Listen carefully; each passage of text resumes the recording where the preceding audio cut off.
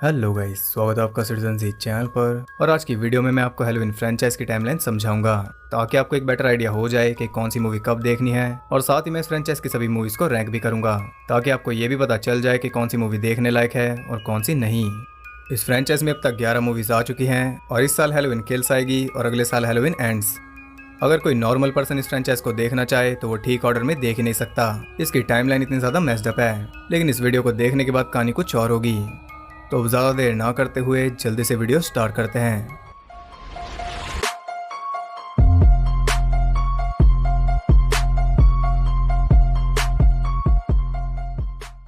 सबसे पहले 1978 में आई थी हैलोवीन, जिसे डायरेक्ट किया था जॉन कारपेंटर ने और यहीं से इस फ्रेंचाइज की शुरुआत हुई थी।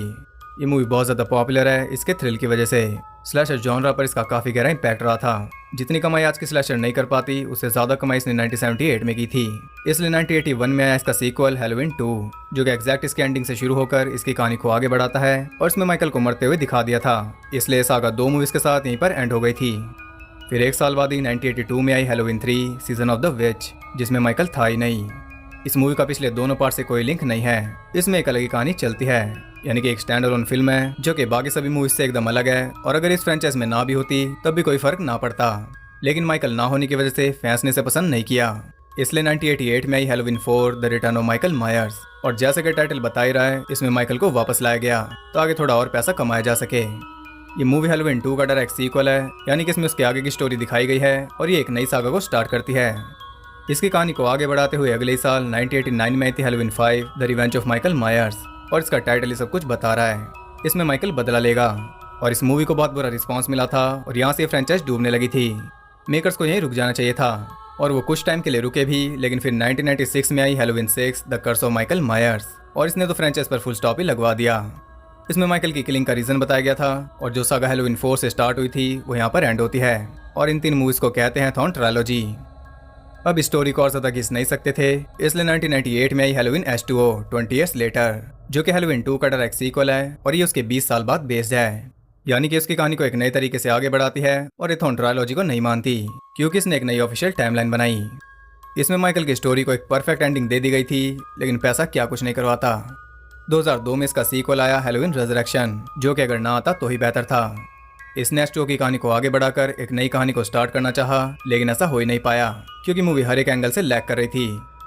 अब इतना बुरा रिस्पांस मिलने के बाद इस कहानी को आगे तो नहीं बढ़ा सकते थे और ना ही फिर से टाइमलाइन चेंज कर सकते थे, क्योंकि अभी तो की थी।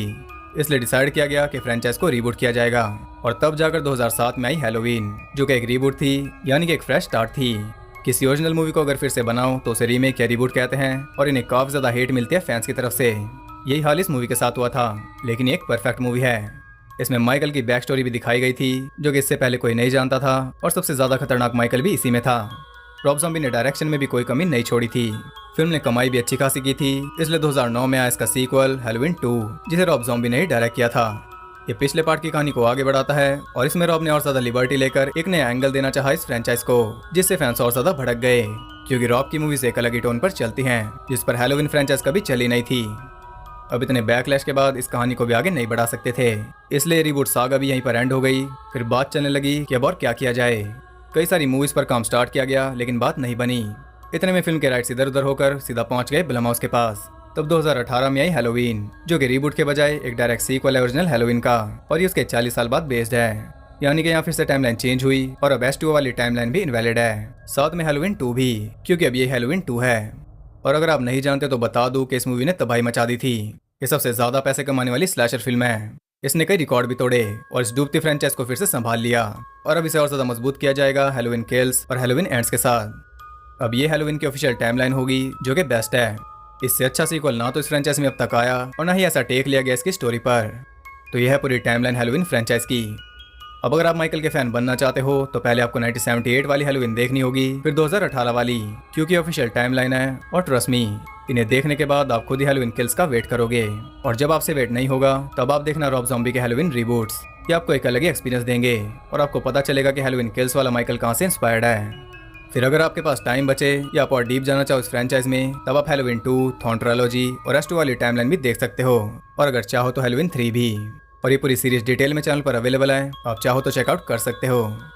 तो अब आ जाते हैं रैंकिंग पर, और मैं इन्हें अपनी पसंद के हिसाब से रैंक करूंगा, ना कि रेटिंग के हिसाब से। तो सबसे नीचे आती है हैलोवीन 3 सीजन ऑफ द विच। और इसलिए नहीं कि ये मूवी बुरी है, बल्कि इसलिए कि इसे रैंक करना पॉइंटलेस होगा, क्योंकि इसका तो पूरी फ्रेंचाइज से कोई लेना देना है ही नहीं। इसलिए मैं पहले से बाहर कर रहा हूँ, लेकिन आप इसे देख सकते हो क्योंकि इसमें काफी सही किल्स हैं और एक वन टाइम वास तो है ही। अब आ जाते हैं माइकल की मूवीज पर। इनमें सबसे नीचे आती है हैलोवीन रेजरेक्शन, जो कि काफी ज्यादा बुरी मूवी है। फैंस को तो इसने पागल बनाया ही, लेकिन काफी सारी चीजें इसमें सेंसलेस हैं। स्पॉयलर्स तो मैं नहीं दूंगा, लेकिन इतना बता देता हूँ कि मूवी एकदम स्टूपिड है और टोटल टाइम वेस्ट भी। मैं तो ये भी नहीं कहूँगा कि आप इसे फन के लिए देख लेना, इसे इग्नोर करना ही बेहतर है। 9th नंबर पर आती है Halloween 5 the revenge of Michael Myers. अब इस मूवी का भी यही हाल है। सबसे ज्यादा घटिया माइकल भी इसी में है, एक एलियन जैसे मास्क के साथ। हैलोवीन 4 काफी अच्छी तरह से एंड हुई थी और उसके एंडिंग को यूज करके ये मूवी क्या कुछ नहीं कर सकती थी, लेकिन उन सभी चीजों को इग्नोर करके ये एक अलग ही लाइन पर चली, इसलिए इतनी बेकार बनी। इसमें बिना बात के रैंडम चीजें भी ऐड की गई और जो चीजें ठीक से दिखानी चाहिए थी उन पे ध्यान ही नहीं दिया, जैसे कि माइकल का मास्क और उसका घर। ऑडियंस इतनी भी बेवकूफ नहीं। 8 नंबर पर आती है Halloween 6 the curse of Michael Myers. और ये मूवी भी कुछ खास अच्छी नहीं है, लेकिन इसे तो जानबूझकर ही बिगाड़ा गया। क्रिएटिव डिफरेंसेस की वजह से ये मूवी ऐसी बनी। राइटर ने लिखा कुछ और, प्रोड्यूसर ने बनवाया कुछ और, डायरेक्टर ने बनाया कुछ और स्टूडियो ने दिखाया कुछ और। इसलिए इस फिल्म के दो वर्जन हैं, लेकिन बात यहाँ खत्म होती है कि दोनों ही बेकार हैं। 7th नंबर पर आती है Halloween 4 the return of Michael Myers. इसमें माइकल की वापसी दिखाई गई थी, लेकिन कई चीजें थी जो फैंस को हजम नहीं हुई, जैसे कि मास्क और लॉरी का ना होना। खैर, लॉरी के बजाय इसमें जेमी थी, जिसका रोल डैनियल हैरिस ने काफी जबरदस्त किया और उनकी एक्टिंग की काफी तारीफ हुई थी। अब स्टोरी भी उतनी बुरी नहीं थी, लेकिन आगे इससे अच्छी मूवीज हैं, इसलिए यहाँ पर है। 6 नंबर पर आती है हैलोवीन H2O, जिसने इस फ्रेंचाइज को डूबने से बचाया था, और इसका इम्पैक्ट और ज्यादा होता अगर इसके बाद रेजरेक्शन ना आती। वो काफी डम फैसला था, क्योंकि इसकी एंडिंग एकदम सेटिस्फाइंग थी और आगे तो इस फ्रेंचाइज को रिबूट कर ही दिया गया। तो अगर इस मूवी को अकेला छोड़ देते तो बेहतर होता। इसमें लॉरी को भी वापस लाया गया था और इसमें लॉरी और माइकल का एक अच्छा खासा फेस ऑफ भी है। 5वें नंबर पर आती है क्लासिक हैलोवीन 2। ये इमीडिएटली हैलोवीन की एंडिंग से शुरू होती है और इसी में बताया गया था कि माइकल लॉरी का भाई है। यहीं से वो एंगल शुरू हुआ था। ये भी एक अच्छी खासी राइड है, इसीलिए इस नंबर पर है। 4थे नंबर पर आती है रॉब ज़ॉम्बी की हैलोवीन 2। अब इस मूवी को काफी ज्यादा हेट किया जाता है, क्योंकि इसमें माइकल के साथ कुछ ज्यादा ही छेड़छाड़ की गई, लेकिन छेड़छाड़ के बिना भी क्या चल रहा था वो आप जानते ही हो। मुझे ये मूवी इसलिए पसंद है क्योंकि इस एक ही मूवी में दो मूवीज हैं, वो आपको मूवी देखने पर पता चल जाएगा। और रॉब ज़ॉम्बी का माइकल वैसा ही है जैसा कि मैं देखना चाहता हूँ। मुझे ऐसा ही माइकल पसंद है जो होल्ड बैक ना करे और देखने से लगे कि कोई खतरनाक बंदा है, ना कि ऐसा। पुराने सभी पार्ट्स में माइकल की वैल्यू खत्म होती जा रही थी। रॉब ज़ॉम्बी के माइकल ने उस गिरती वैल्यू को उठाया। आप देख कर ही बता सकते हो कि कौन कितने पानी में है या फिर खून में। खैर, 3rd नंबर पर आती है ओरिजिनल हैलोवीन। ये मूवी आज भी क्लासिक है और जो इम्पैक्ट इसने किया था वो तो हमेशा रहेगा ही। इसके बारे में मैं पहले काफी ज्यादा बातें कर चुका हूँ और आप भी इसे अच्छी तरह जानते ही हो। अब ये 3रे नंबर पर इसलिए है क्योंकि टॉप 2 मूवीज में डायरेक्शन के साथ साथ और भी कई सारे प्लस पॉइंट्स हैं और आज के टाइम के हिसाब से ज्यादा एंटरटेनमेंट वैल्यू भी। अगर आप आज के टाइम में इस मूवी को देखो तो शायद ही आपको उतनी पसंद ना आए, क्योंकि ये आज के टाइम के हिसाब से नहीं बनी थी, वो टाइम कुछ और था। इसलिए 2nd नंबर पर आती है 2018 वाली हैलोवीन। ये एक परफेक्ट एग्जाम्पल है कि कोई डूबती हुई फ्रेंचाइज अगर सही हाथों में चली जाए तो वो हिस्ट्री भी बना सकती है। ये इस मूवी ने किया। जॉन कारपेंटर खुद इस मूवी के साथ इन्वॉल्व हैं, तो आप खुद ही सोच सकते हो। इसमें नए और पुराने दोनों ही टैलेंट कंबाइंड हैं। ये एक मस्ट वॉच है, इसे तो आप मिस कर ही नहीं सकते। तो पहले नंबर पर आती है रॉब ज़ॉम्बी की हैलोवीन, जो कि इस फ्रेंचाइज की सबसे ज्यादा कंट्रोवर्शियल मूवी है। आज भी कोई खुल के नहीं कहता कि उसे मूवी पसंद है, क्योंकि इसे डायरेक्ट किया रॉब ज़ॉम्बी ने और उनका टच इसमें दिखता है। और ज़ॉम्बी को जाना जाता है कुछ बहुत ही अलग मूवीज के लिए, इसलिए हैलोवीन फैंस तो कभी नहीं चाहते थे कि ज़ॉम्बी फ्रेंचाइज को रिबूट करे।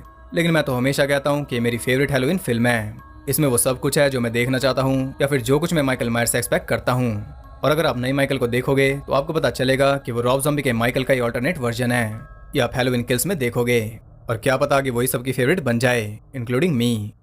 तो आज की वीडियो में बस इतना ही। अब आप पूरी टाइमलाइन समझ गए हो और आपको एक आइडिया भी हो गया है कि कौन सी मूवी पे टाइम देना चाहिए और किस पे नहीं। अगर वीडियो आपके काम आई तो इसे एक लाइक जरूर करना, ताकि मैं आगे ऐसी और वीडियोस ला सकूं। और कमेंट करके बताओ कि आपकी फेवरेट हैलोवीन मूवी कौन सी है। और ऐसी इंटरेस्टिंग वीडियोस देखते रहने के लिए चैनल को सब्सक्राइब करके बेल नोटिफिकेशन कॉल पर सेट कर लो, ताकि नोटिफिकेशन आपको मिल जाए, जो कि यूट्यूब आजकल भेज नहीं रहा। और ज़्यादा कनेक्टेड रहने के लिए आप मुझे इंस्टाग्राम पर फॉलो कर सकते हो, वहाँ आपको बहुत कुछ जानने के लिए मिल जाएगा। तो मैं मिलता हूँ आपसे अगली वीडियो में, तब तक के लिए सबको बाय।